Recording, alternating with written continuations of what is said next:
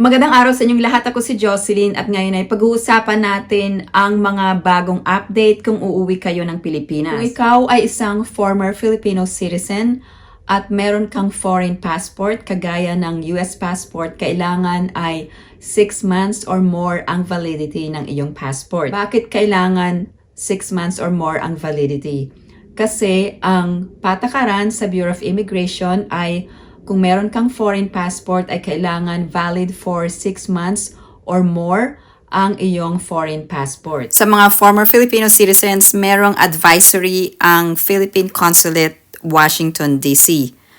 So sabi nito na under Philippine law, ang mga natural-born Filipinos na naging naturalized citizens ng ibang country ay deemed to have lost their Philippine citizenship and are regarded as former Filipinos unless they take formal steps to reacquire Philippine citizenship. So that means former Filipinos or former Filipino citizens cannot use their old Philippine passports for travel or other purposes, even if it's still valid, because they are considered foreigners and doing so would violate Philippine passport laws. So, minention ko ito sa napakarami kong videos na nakapost dito sa aking YouTube channel ng mga former Filipino citizens ay hindi pwedeng gamitin ang kanilang Philippine passport for travel purposes dahil nag-renounce na sila ng kanilang Philippine citizenship. Kahit na meron silang valid passport ay void ang kanilang Philippine passport. Kung less than 6 months ang passport mo ay i-recommend ko na i-renew muna ito bago ka bumili ng US passport ang ginamit ko pag-exit ng US at ganun din sa aking connecting flight sa Incheon Airport sa South Korea kasi kailangan i-scan ang iyong US passport para makakuha ka ng connecting flight papunta ng Pilipinas. So ito ang latest sa e-travel, merong kaunting pagbabago. So ito ay isang halimbawa lamang. So sa ibaba makikita sa green box yung immigration officer, it says allowed at meron ding e-gates, it says not allowed. Makikita rin kung ikaw ay walang baggage declaration at walang currency declaration. So ito ang na-generate na QR code.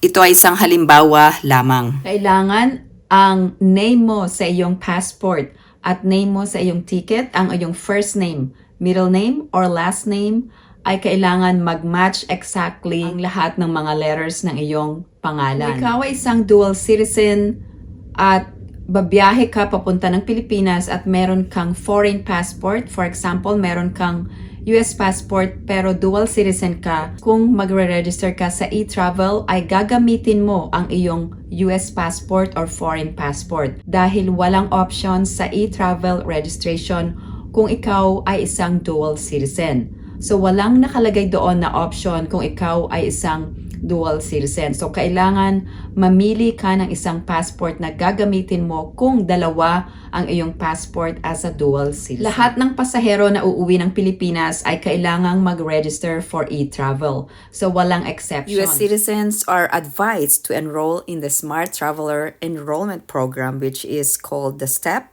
and it is a free service to allow US citizens and nationals to enroll their trip abroad so the Department of State can accurately contact them in case of emergency. Please take note that US citizens do not need a visa to travel to the Philippines. This is because there is this Executive Order number 408. So this EO number 408 lists the countries where citizens or nationals can stay in the Philippines visa-free for 30 days.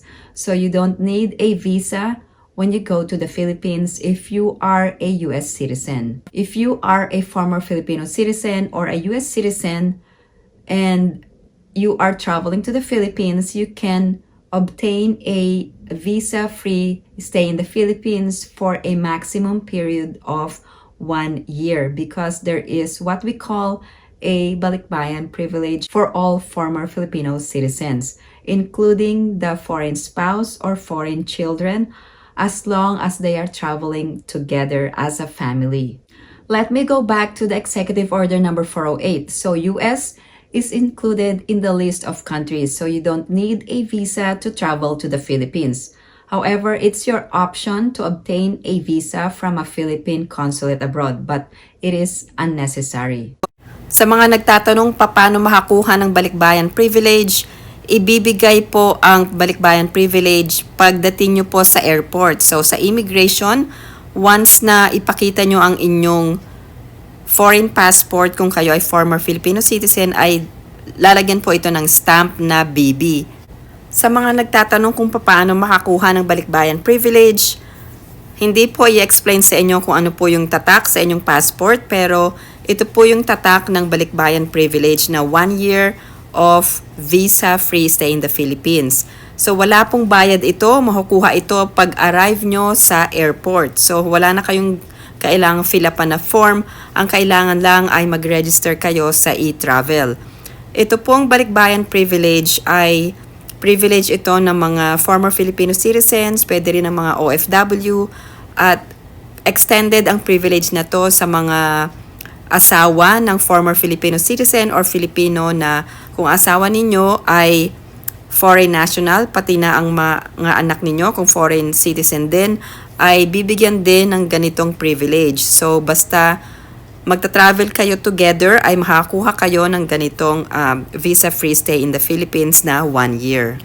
Sa immigration ay wala na ring tinanong na ibang document sa akin gaya ng Philippine passport or birth certificate. Gamit ko sa pagre-rehistro ay ang aking US passport para merong consistency sa aking ticket at itinerary. Paglapag ninyo sa airport ay makikita sa bawat sulok ng airport ang notice na ang e-travel registration ay mandatory. Kung first time nyong magre-register for e-travel, pwede nyo pong gawin ito ahead of time, hindi po kailangan na within 3 days. So kung gagawa kayo ng bagong account, you can make an account ahead of time kahit mga 1 month or 2 months of travel. Pero yung registration na information ng inyong flight information ay within 3 days po ito dapat ay nakalagay na doon para makuha nyo ang QR code nyo. Sa aking experience, mas madali ang gumamit ng computer, pero kailangan pa rin ng picture. So mag-upload na kayo ng picture sa inyong computer, at kung gagamit kayo ng mobile phone at magda-download ang app, ay kailangan yung mag-take ng selfie. Yun po ang medyo mahirap. Pero once na naka-register kayo at gumamit kayo ng computer or laptop, mas madali pong mag-register dahil meron na kayong ready na picture na in-upload ninyo. Minsan kasi ayaw gumana yung selfie na function doon sa e-travel. So yung iba ay nahihirapan, pero may isa pang option. Pwede nyo ring gawin yung travel registration sa egov.ph. Pero ang ginamit ko ay nag-search po ako ng website. So ito po ang aking actual na registration. Ang ginawa ko ay nag-register ako 2 days before date of departure para makita ko ang date na arrival in the Philippines. Ang pag-uwi nyo sa Pilipinas ay pwede nyong i-share sa comment section below. Thank you guys for supporting my channel. Kung meron kayong mga katanungan at mga komento, paki-post lamang sa comment section below. Thank you guys for watching. I hope everyone is staying safe and have a great day.